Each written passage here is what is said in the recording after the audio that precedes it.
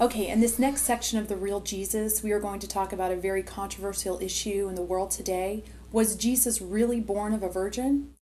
That's actually a tough one for a lot of people to accept, but it's what the Bible teaches, and it's in every creed in church history. So how do we answer that in today's scientific world? Let's find out.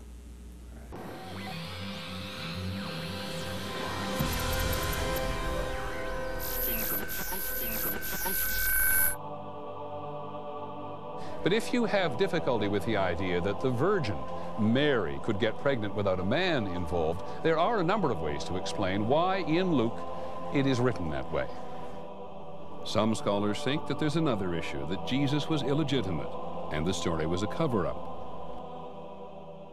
That Jesus was born of a virgin is confirmed by both Matthew and Luke. In his gospel, Matthew writes that this miracle was a fulfillment of Isaiah 7:14.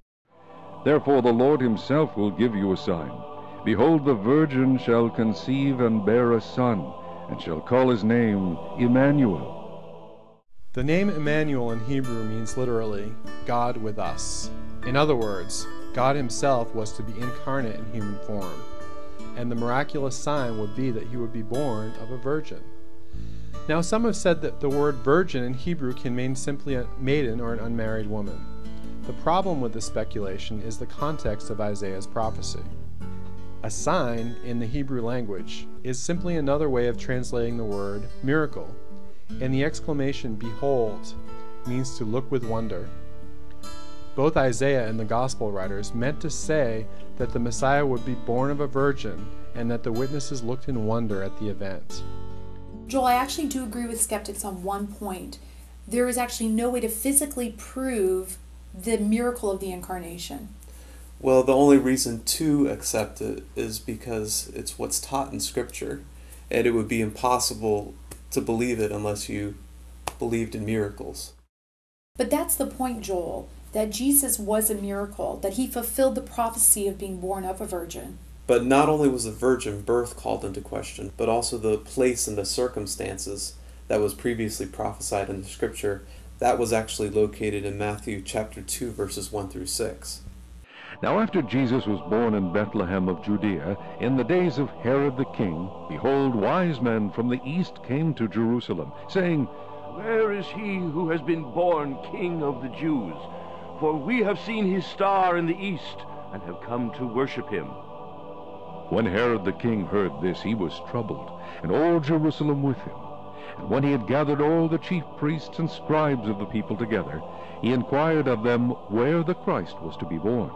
So they said to him, In Bethlehem of Judea, for thus it is written by the prophet, But you, Bethlehem, in the land of Judah, are not the least among the rulers of Judah, for out of you shall come a ruler who will shepherd my people Israel. So according to prophecy given hundreds of years before Jesus was born, Joel, not only would the Messiah have to be born of a virgin, but he would also be born in the city of his forefather David in Bethlehem.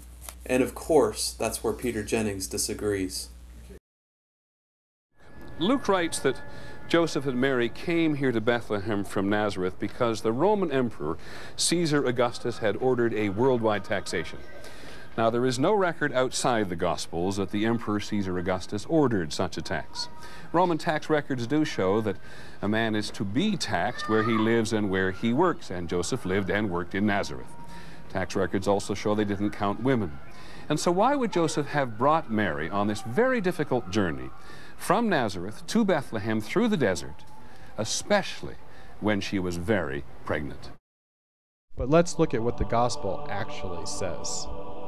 And it came to pass in those days that a decree went out from Caesar Augustus that all the world should be registered. This census first took place while Quirinius was governing Syria. So all went to be registered, every one to his own city. Joseph also went up from Galilee, out of the city of Nazareth, into Judea, to the city of David, which is called Bethlehem, because he was of the house and lineage of David, to be registered with Mary, his betrothed wife, who was with child. So it was that while they were there, the days were completed for her to be delivered. Some translations have the word taxed for the Greek word apographe. a word that comes from the Greek verb meaning to enroll or to register. What Luke actually wrote is not that Joseph came to Bethlehem to be taxed, but that he came to register in a census. In the ancient world, a census was most often used to assess the amount of able-bodied males eligible for military service. According to ancient historians, this census was for a renewal of loyalty in the form of an oath of allegiance to Caesar Augustus. In order for the oath to be taken, all adult men had to be registered and actually sign their names to the oath of allegiance. The Jewish historian Josephus states, "The whole Jewish nation took an oath to be faithful to Caesar and to the interests of the king, Herod." He adds that above 6,000 Pharisees refused to swear. Based on Josephus' writings, this oath was sworn in the year 3 BC. This was the census for the taking of the oath to which Luke refers. The actual census may have been conducted the year before in 4 BC, which is in accord with the most reliable dates for the time of Christ's birth and stay in Bethlehem. Furthermore, the fact that Josephus knew the number of Pharisees who did not take the oath indicates that some sort of record was made of who did and who did not take the oath. This too seems to prove that a registration or census took place. Other ancient historians note that the census took place in other parts of the known Roman world as well. An inscription was found in Paphlagonia, a region in north-central Asia Minor, dated to 3 BC, stating that an oath of obedience was taken by the inhabitants of Paphlagonia and the Roman businessmen dwelling among them. The Armenian historian Moses of Chorene stated that the native sources he had available showed that in the year of Abgar, king of Armenia in 3 BC, a census brought Roman agents to Armenia, bringing the image of Augustus Caesar, which they set up in every temple.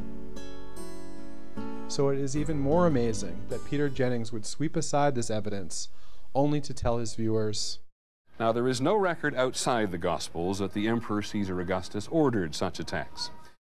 That's some pretty interesting history there. Not many people know about ancient history these days. I thought it was interesting myself that Josephus, a Jewish historian, knew the actual number of Pharisees who did not take the oath. That shows that some sort of record had to have been made. The Jewish historians obviously knew who did and who did not take the oath back then. Mm-hmm. But it also goes on to prove that the registration and census was taken around the time of Jesus' birth.